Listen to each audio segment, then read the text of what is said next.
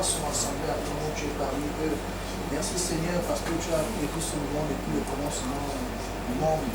Éternel, mets les mots justes dans ma bouche, Seigneur, afin de pouvoir transmettre, Éternel, ta parole à ton peuple, Seigneur. Merci Seigneur pour prendre le contrôle de ces moments. Au nom puissant de Jésus-Christ. Amen. Amen. Bien. Merci Bishop pour donner la parole. Alors, je veux d'abord remercier mon père spirituel, Bishop, qui m'a autorisé à pouvoir vous transmettre le message de ce soir. Amen.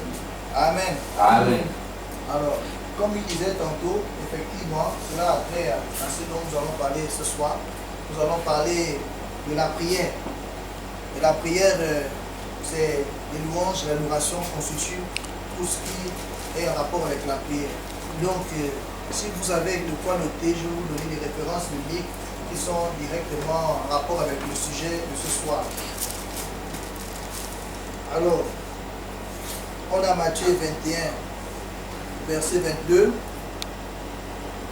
Il faut noter ça. Matthieu 21, verset 22. Matthieu 17, verset 21. Matthieu 6, verset 9. Matthieu 6, 33. Jean 16, 23, 24.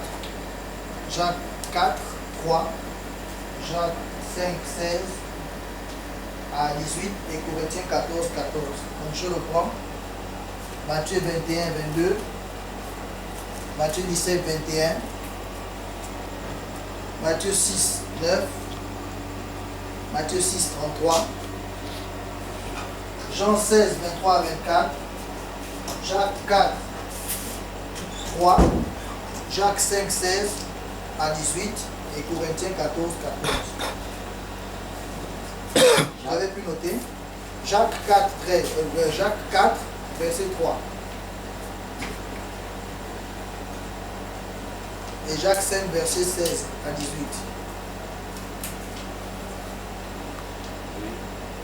C'est bon? En tout cas, je vais revenir dessus parce qu'on va lire ces versets-là. Corinthiens 14, 14. 1 Corinthiens, autant pour moi. Merci.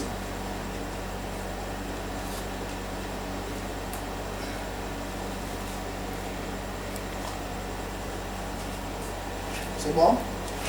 Ok, on va poursuivre parce que je suis un peu au moment. Bon, alors le thème du jour, le thème dont je vais vous entretenir, c'est sur la prière. La prière, ou dois-je dire comment rendre nos prières efficaces. Parce que je dois dire que la vie des chrétiens tourne autour de la prière en principe. Alors la prière, c'est dialoguer avec Dieu.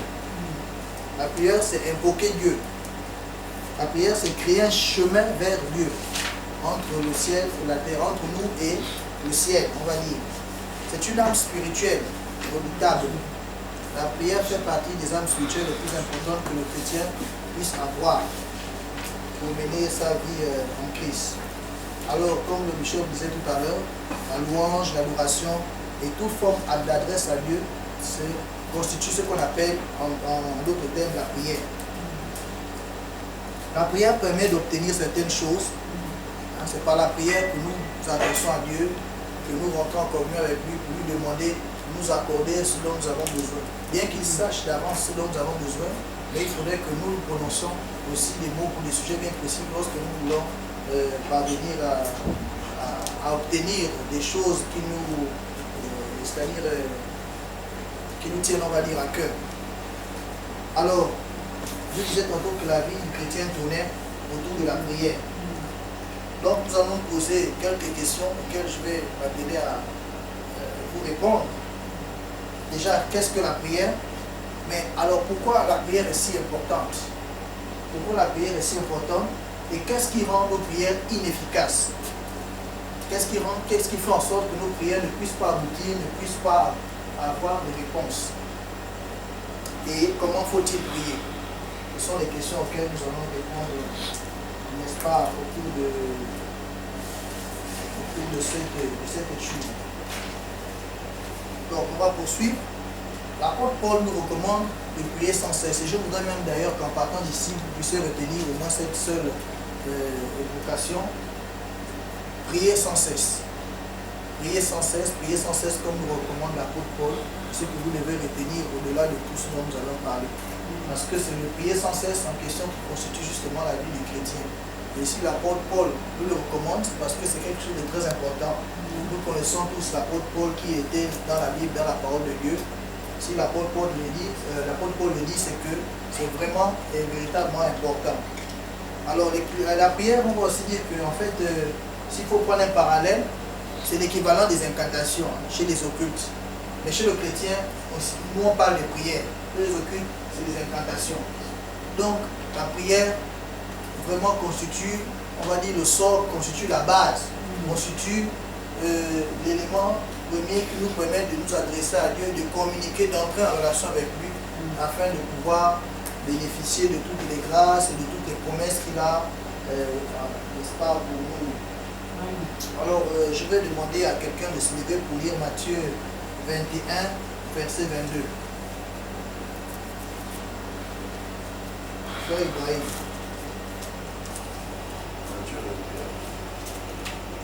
Matthieu 21, verset 22.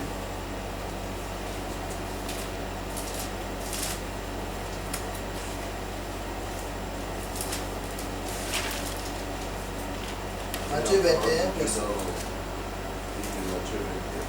Oui, verset 22. Tout ce que vous demanderez avec foi par la prière, vous le recevrez.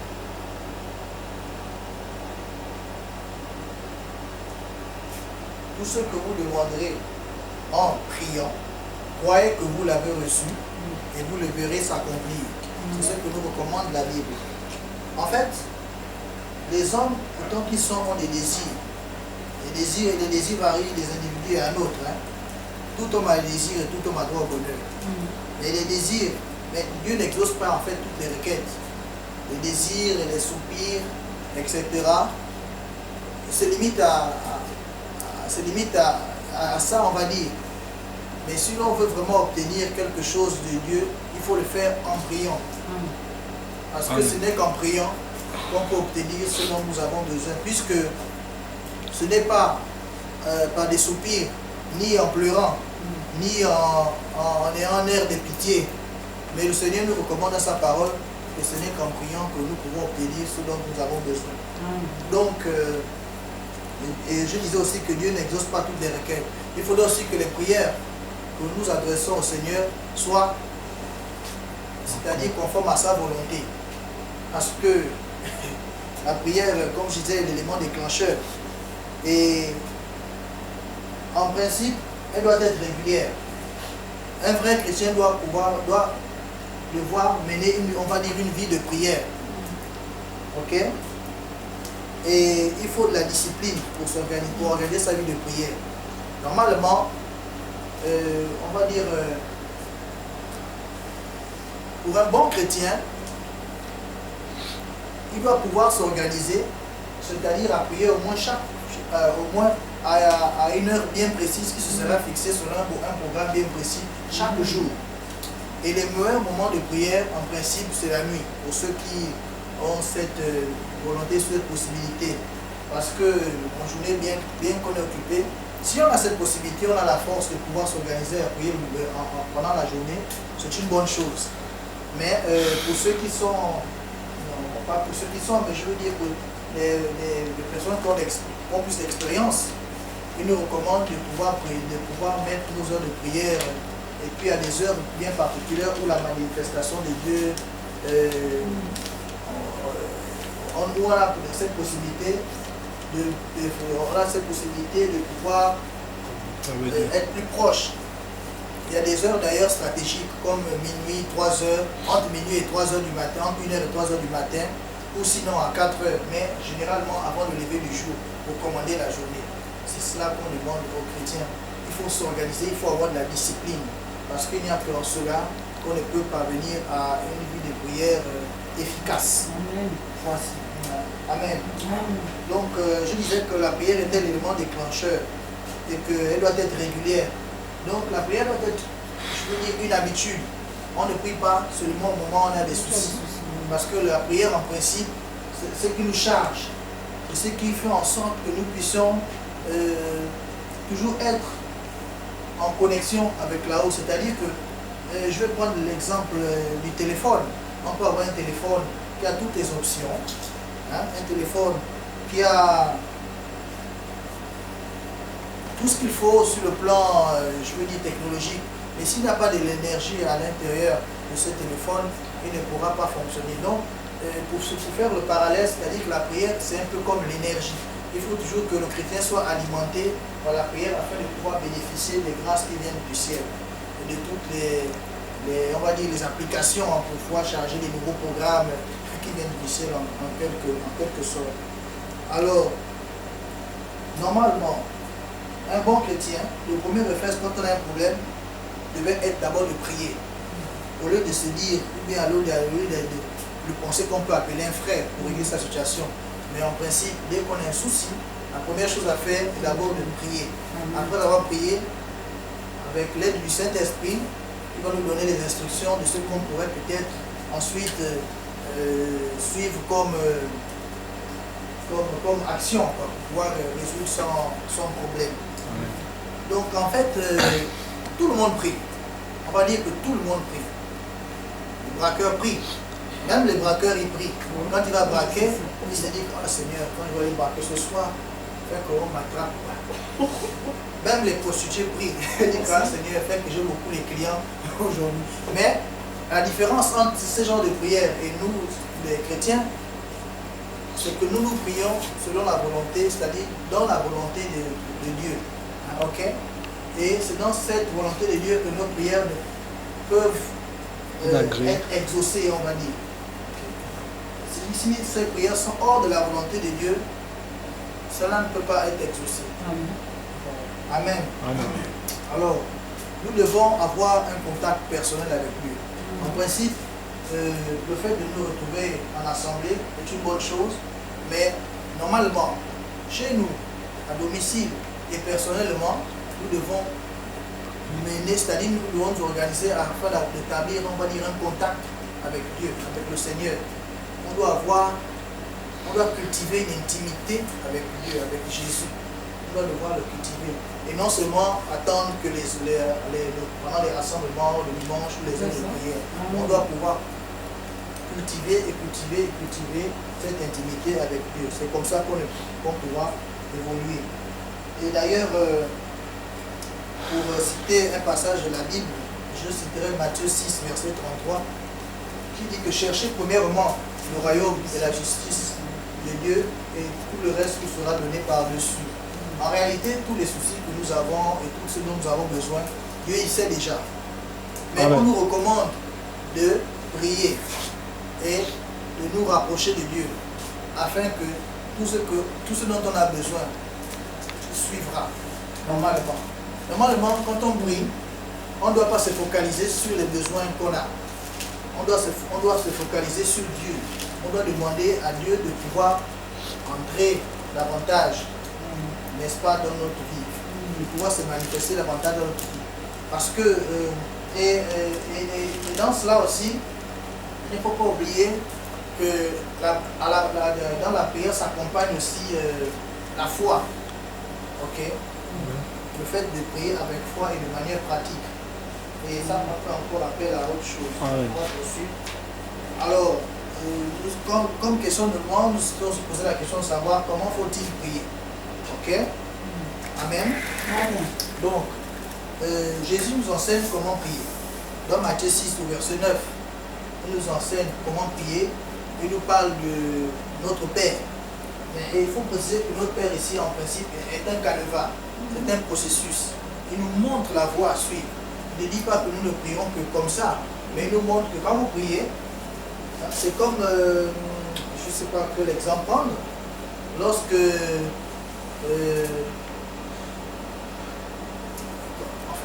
sais pas si vous voyez ce que je veux dire, quand on monte un processus, un canevas, on te dit juste que non, c'est comme ça que ça se passe. Tu passes d'abord par là, après tu passes par ça, et ensuite tu passes par ce chemin, si tu vas aboutir à cela. mais on te montre seulement le canevas. Maintenant, c'est à toi de pouvoir faire c'est-à-dire emprunter les mêmes étapes.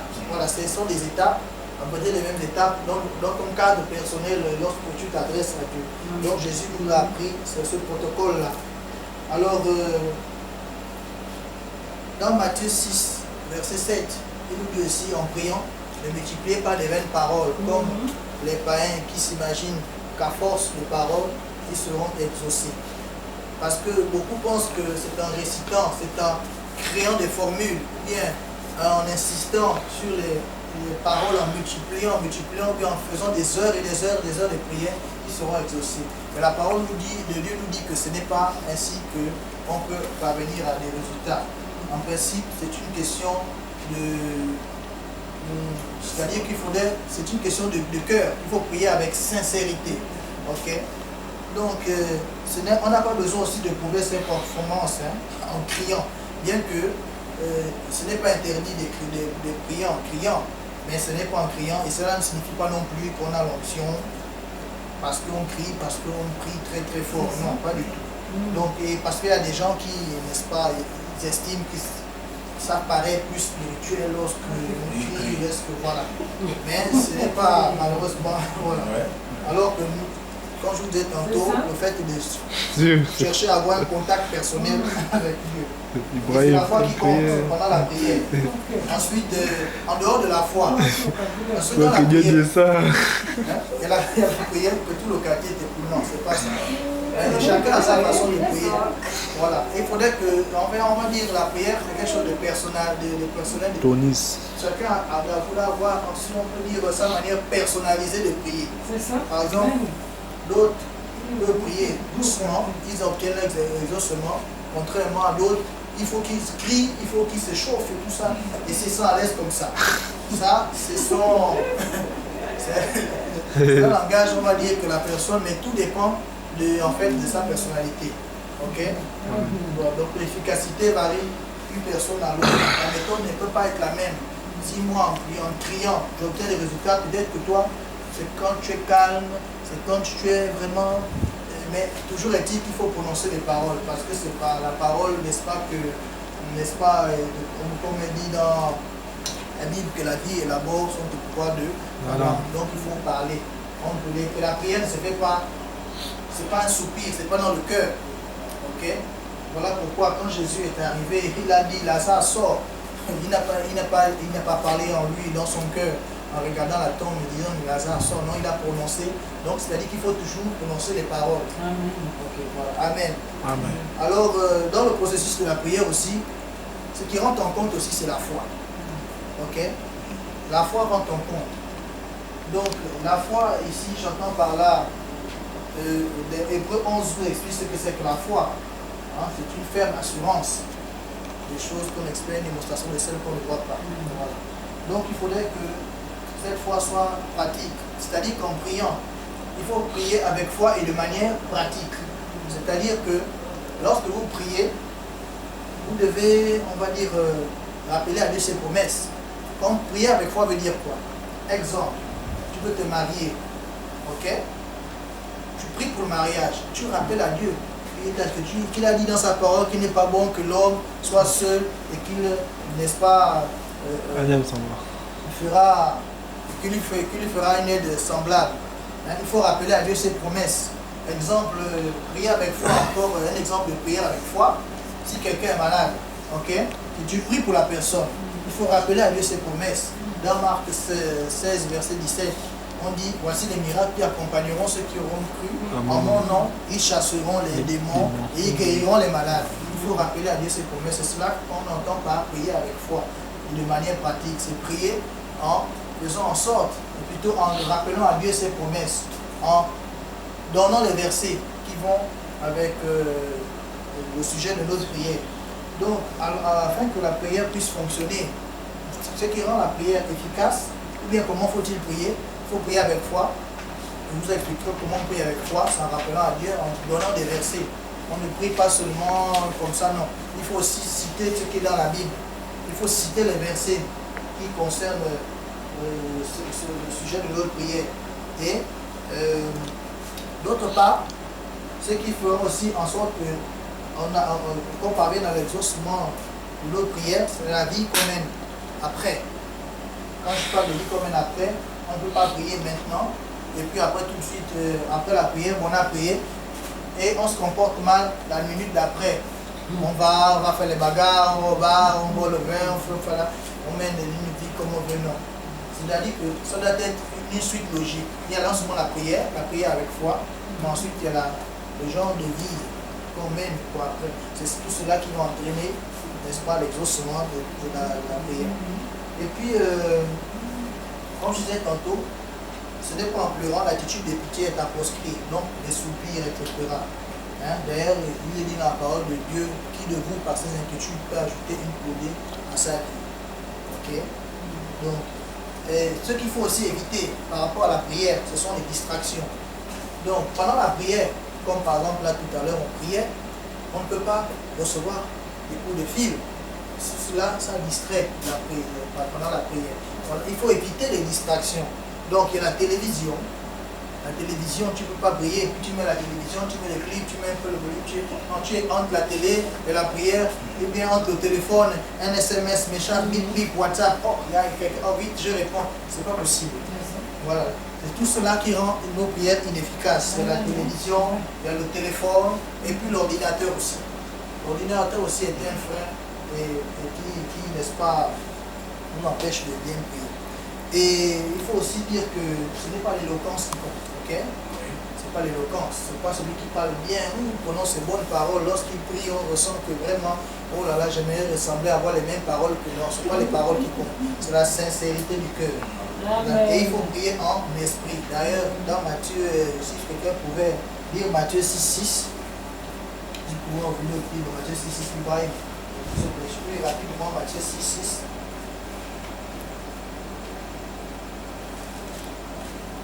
Matthieu 6,6.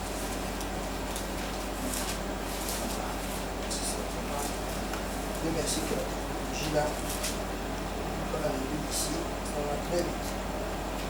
Alors, Matthieu 6, verset 6, bon, je vais lire là. Mais quand tu pries, c'est bon, tu as la page? Ok, Matthieu 6, 6, on peut le lire rapidement. Matthieu chapitre 6, verset 6.